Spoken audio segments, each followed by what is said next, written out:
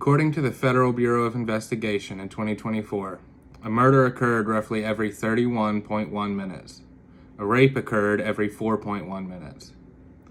Though the rate of violent crime is expected to have decreased this year, it is still extremely important to be prepared for such a situation. I have earned a black belt in Taekwondo and have independently studied martial arts specifically for this purpose.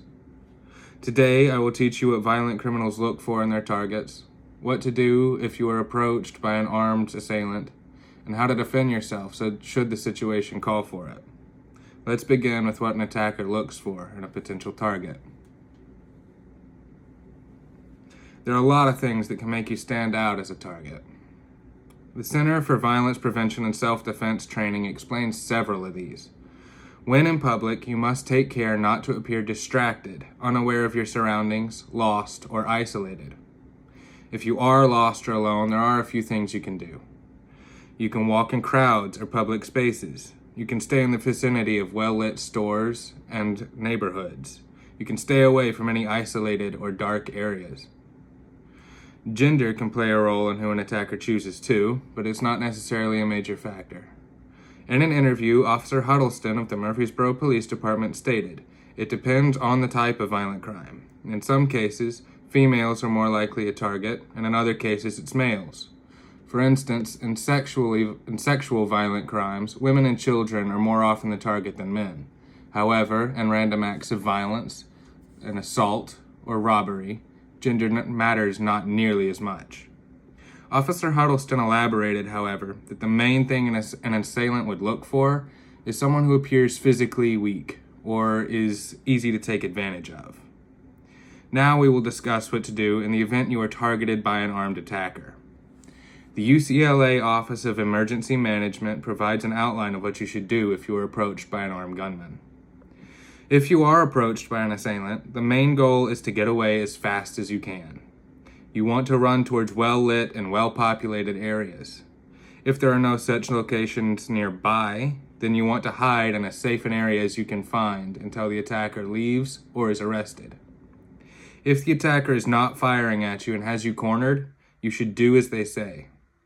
Make sure that you do not provoke the gunman in any way or make any sudden moves so that they do not begin firing. The gunman is distracted, or you find some other relatively safe opportunity, you can attack them. However, it is an extremely risky situation. In such a case, there are a few areas to target that give you the best chance to get away. Fighting an attacker is again extremely risky and only becomes more dangerous the longer the fight lasts. So your first priorities should be to disarm the attacker and end the fight as soon as possible by striking the most valuable areas. According to the Institute of Human Anatomy, a well-placed punch to the liver can cause excruciating pain and potentially incapacitate an individual. The liver is housed in the upper right area of the abdomen. There are also many other soft organs in the abdomen, making it a great place to strike even if you miss the liver.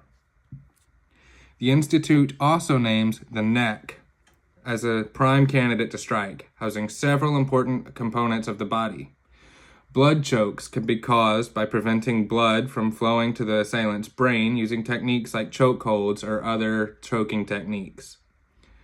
The brachial plexus also lives in the neck, and striking these nerves can cause loss of motor function or sensation in an assailant's arms.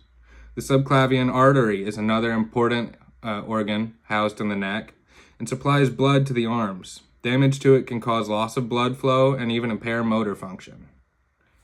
Continuing to cite the Institute, the groin is by far the most reliable place to strike in the case that you have to fight back. The most obvious reason for this is that the testicles on a male attacker are extremely vulnerable. The second reason is that the groin houses the femoral triangle, an area dense with major arteries, ligaments, and muscles that can be extremely painful when attacked. Today, we discussed how an attacker chooses their victims, what to do if you are approached by an armed assailant, and where to strike in the case that you have to fight back. Now, how you choose to use this information is up to you, but I urge you, stay aware, stay safe, and if necessary, give them hell.